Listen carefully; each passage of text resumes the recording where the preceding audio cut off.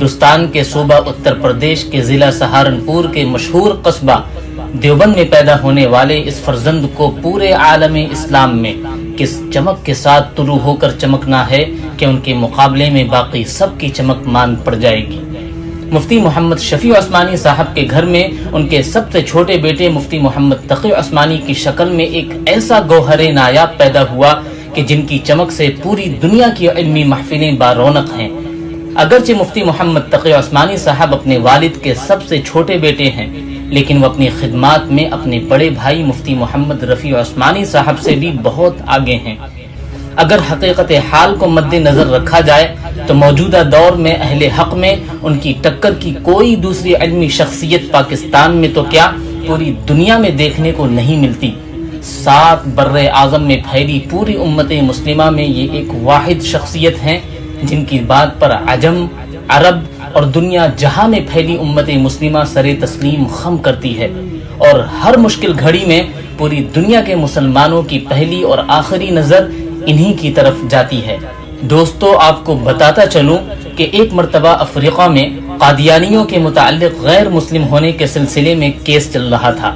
اور عدالت میں دلیلیں دینی تھیں، تو افریقہ کے مسلمانوں کی نظر پوری دنیا کو چھوڑ کر اس مقصد کے لیے جس ہستی کی طرف پڑی وہ حضرت مفتی محمد تقی عثمانی صاحب تھے، جو افریقہ والوں کی دعوت پر افریقہ گئے اور کورٹ میں اپنی دلیلوں سے قادیانیوں کو کافر ثابت کرنے میں کامیاب رہے۔ محترم دوستو، مفتی تقی عثمانی صاحب وہ ہستی ہیں جنہیں سعودی عرب ایک لمبے عرصے سے سعودی شہریت دے کر چاہتے ہیں کہ مفتی صاحب وہیں سعودی عرب میں ہی رہیں، لیکن یہ درویش اپنی مٹی سے محبت کا قرض چکانے کے لیے حرمین شریفین کا پڑوس چھوڑے ہوئے ہیں، جنہیں ان کے ملک کے حاکموں نے بھلے ہی ملک کا سب سے بڑا ایوارڈ نہ دیا ہو، مگر دنیا کے بڑے بڑے بادشاہوں نے ان کی دینی خدمات کے اعتراف میں انہیں اپنے ملک کا سب سے بڑا ایوارڈ دیا ہے۔ محترم دوستو، آپ کو جان کر یہ حیرانی ہوگی کہ صرف اسلامی دنیا کے حکمران ہی نہیں بلکہ انگلینڈ کے سابقہ وزیر اعظم ڈیوڈ کیمرون سے شمالی امریکہ کے حاکموں تک مفتی تقی عثمانی صاحب سے وقت لے کر اسلام کے نظام معیشت یعنی اکانومی سسٹم پر مشورہ لیتے ہیں۔ دنیا کی نامور اور مشہور یونیورسٹیز سے لے کر